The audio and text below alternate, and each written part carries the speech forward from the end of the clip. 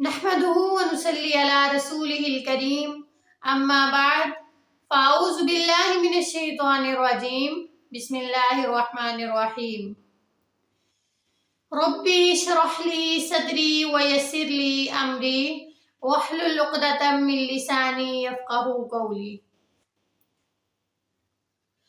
الحمدللہ قرآن مجید رمضان میں نازل ہوا۔ شہر رمضان الذی انزل فیہ القرآن۔ ویسے تو عام دنوں میں بھی قرآن کثرت کے ساتھ پڑھنا چاہیے، قرآن کے ساتھ مضبوط تعلق ہونا چاہیے، کیونکہ قرآن مجید وہ واحد چیز ہے جس کے ذریعے سے بندہ اللہ تعالیٰ سے براہ راست یعنی ڈائریکٹ ملاقات کر سکتا ہے، کیونکہ ایک حدیث کے مطابق قرآن مجید کا ایک سیرہ بندے کے ساتھ ہاتھ میں ہوتا ہے اور دوسرا سیرہ اللہ تعالیٰ کے ہاتھ میں ہوتا ہے، یعنی ایک ایسی چیز جو اللہ تعالیٰ کی طرف سے آ رہی ہے تو ہم اس کو پکڑ لیتے ہیں، اس کو ہم اپنا لیتے ہیں تو ہم اللہ تعالیٰ کے کتنے قریب ہو جاتے ہیں، یعنی ہم اللہ تعالیٰ کو تھام لیتے ہیں۔ اس کا کیا مطلب ہے؟ یعنی اللہ تعالیٰ کے ساتھ جھوٹ جانا۔ اگر ہم اس کو نہیں تھامتے تو ہم اللہ تعالیٰ سے جدا ہو جاتے ہیں۔ قرآن پاک کو پکڑنے کا مطلب کیا ہے؟ یعنی ہم کہتے ہیں کہ ایک سیرہ اللہ تعالیٰ کے ہاتھ میں ہوتا ہے، دوسرا سیرہ بندے کے ہاتھ میں ہوتا ہے، یعنی ہاتھ میں پکڑنے کا مطلب کیا ہے؟ اس کا مطلب ہے کہ ہم اس کو پڑھیں، اس پر غور و فکر کریں اور اس پر ہم عمل کریں۔ قرآن پاک کی سب سے بڑی فضیلت ہے کہ وہ اللہ پاک کا کلام ہے۔ باقی تمام چیزیں کیا ہیں؟ باقی جو تمام چیزیں ہیں وہ اللہ تعالیٰ کی مخلوق ہیں، تخلیق کی ہوئی ہیں۔ اللہ تعالیٰ نے بہت سی آیات میں اس کی عظمت بیان فرمائی ہے۔ اللہ تعالیٰ فرماتے ہیں ھذا کتاب انزلناہ مبارک، اور ہم نے اس کتاب کو اتارا، یہ بابرکت کتاب ہے۔ ان ھذا قرآن یہدی للتی ہی اقوم، یہ قرآن وہ راہ دکھاتا ہے جو بہت سیدھی ہے۔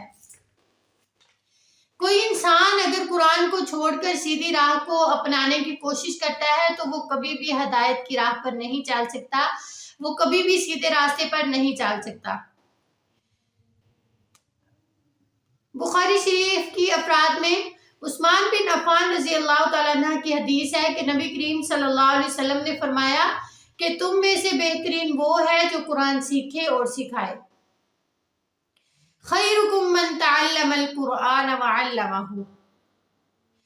حضرت انس رضی اللہ تعالیٰ عنہ نے کہا کہ رسول اللہ صلی اللہ علیہ وسلم نے فرمایا کہ کچھ بندے اللہ تعالیٰ کا اہل و عیال ہے، تو ہم نے فرمایا کہ اے اللہ تعالیٰ کے رسول اللہ صلی اللہ علیہ وسلم کیا آپ ہمیں بتائیں کہ وہ کون سے بندے ہیں جو اللہ تعالیٰ کا اہل و عیال ہیں؟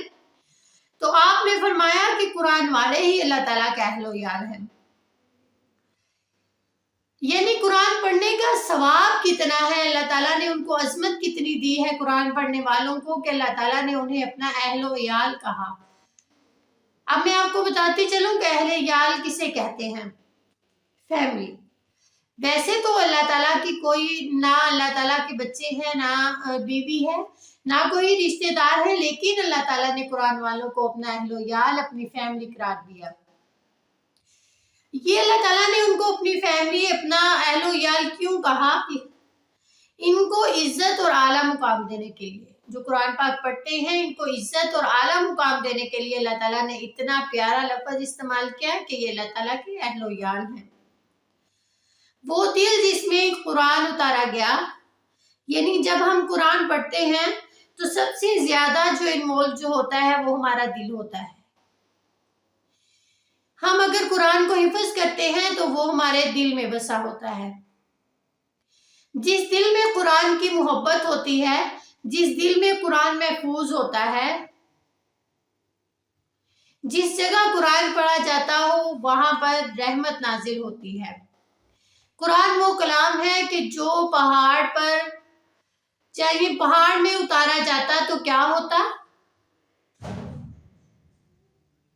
لو انزلنا على جبل لرأيته خاشعا متصدعا من خشية اللہ۔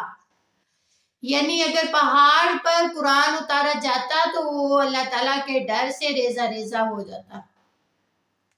اللہ تعالیٰ سے یہی دعا کروں گی کہ اللہ تعالیٰ ہمیں اچھے طریقے سے قرآن کو سمجھنے کی، پڑھنے کی، اس پر غور کرنے کی توفیق عطا فرمائے، آمین۔